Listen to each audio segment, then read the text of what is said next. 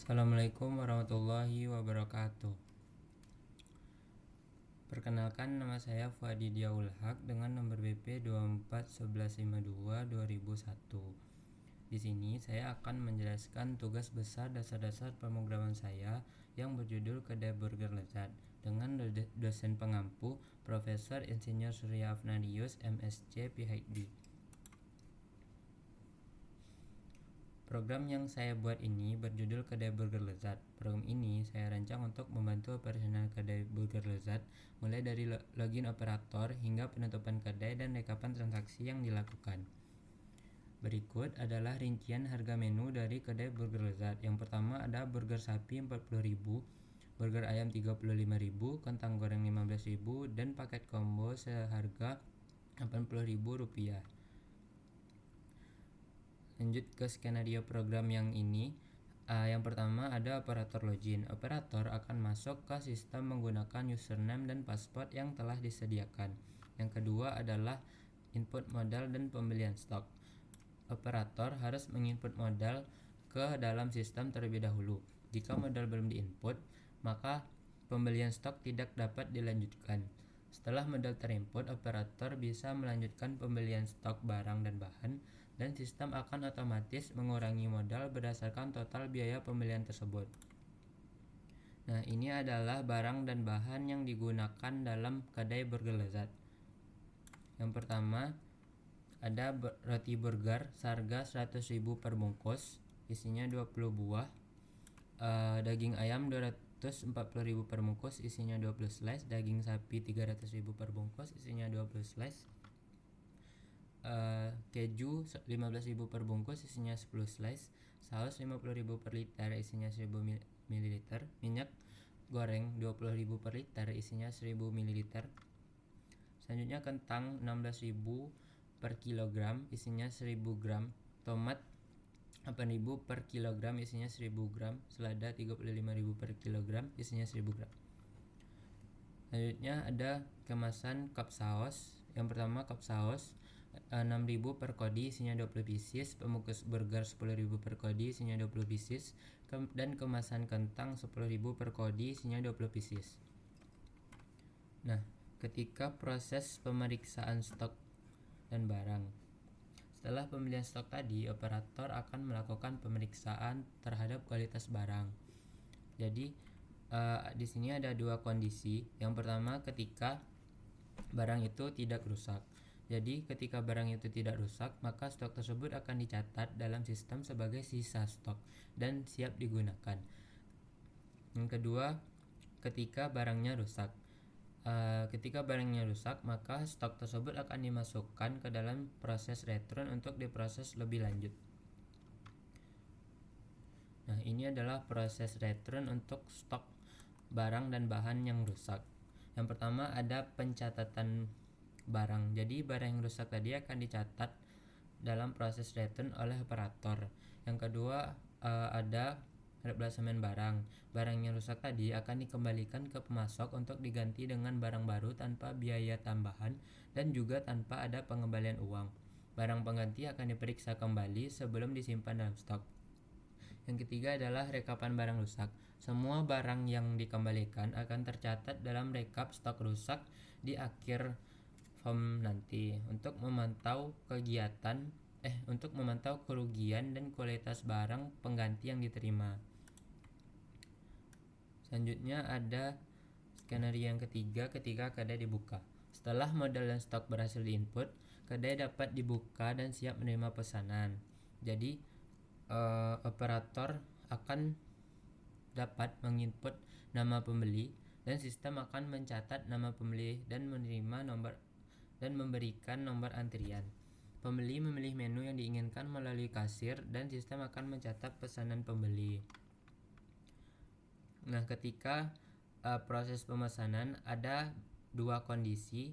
Yang pertama, apabila stok bahan pada menu yang dipesan tidak mencukupi untuk memproses pesanan, maka pesanan tidak bisa dilanjutkan. Yang kedua, ketika stok bahan pada menu yang dipesan mencukupi untuk memproses pesanan, maka pesanan dapat dilanjutkan. Nah, ketika pesanan dapat dilanjutkan, maka akan dilakukan pembayaran dan cetak stok.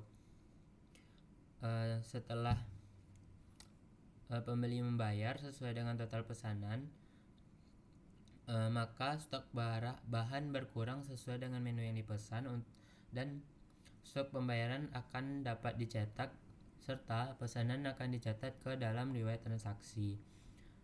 Selanjutnya adalah proses pemesanan. Pesanan pembeli tadi akan secara otomatis dimasukkan ke dalam daftar antrian di dapur. Tim dapur akan memproses pesanan sesuai urutan antrian tersebut. Nah, pengurangan tiap-tiap stok. Stok bahan saat ini akan berkurang. Kemudian pesanan akan masuk ke proses pemesanan lalu tercatat ke dalam riwayat transaksi apabila stok bahan pada menu yang dipesan mencukupi sebagai berikut. Ini adalah stok yang diperlukan untuk cukup memesan 1 buah daging sapi. Yang pertama ada roti burger 1, daging sapi 1 slice, selada 20 gram, tomat 30 gram, keju 1 slice, saus 50 ml, minyak goreng 30 ml, dan kertas pembungkus 1 pieces. Untuk burger ayam sama dengan burger sapi kecuali daging ayamnya aja yang diganti jadi 1. Untuk kentang goreng bahannya itu yang pertama ada kentang 150 gram, minyak goreng 250 ml, saus 90 ml, cup saus 1 pieces, dan kemasan kentang 1 pieces. Nah, ketika pembeli memesan paket combo, maka barang ketiga stok dari menu ini akan berkurang sebanyak 1. Selanjutnya ada sistem return untuk komplain pembeli. Jika pembeli mengajukan komplain terkait kualitas pemesanan seperti adanya benda asing dalam pesanan, maka operator akan mencatat komplain tersebut dalam sistem. Setelah komplain dicatat, barulah pembeli akan memiliki 2 pilihan. Yang pertama, pemesanan ulang tanpa biaya atau biasa dipanggil replacement. Ketika itu terjadi, maka sisa stok akan berkurang namun total pendapatannya akan tetap. Kedua, pembeli dapat memilih pengembalian dana atau refund. Ketika pembeli memilih refund, sisa stok tidak akan berkurang namun total pendapatannya yang akan berkurang. Selanjutnya adalah skenario ketujuh, yaitu riwayat transaksi. Transaksi yang selesai dicatat dalam riwayat transaksi. Sistem menyediakan fitur sorting untuk mengurutkan transaksi berdasarkan total pembayaran, serta fitur searching untuk mencari transaksi berdasarkan nama pembeli. Selanjutnya penutupan kedai. Sistem akan menyimpan semua data transaksi dan operator bisa membuat rekapannya.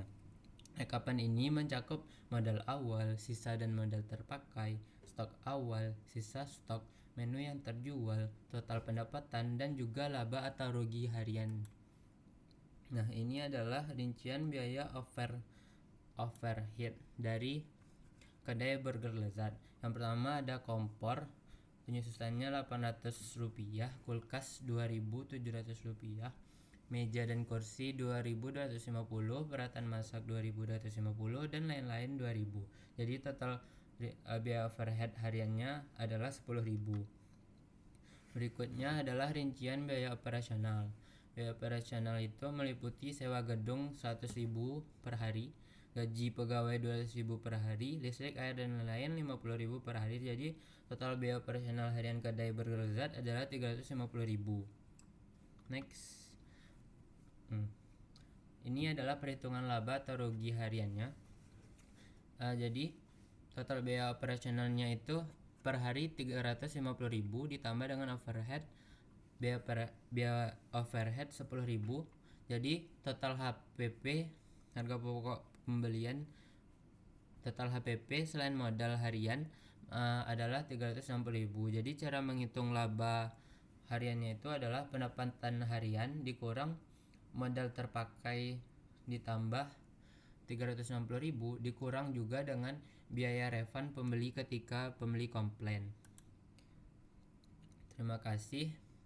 Selanjutnya saya akan menjelaskan demo program saya di next video.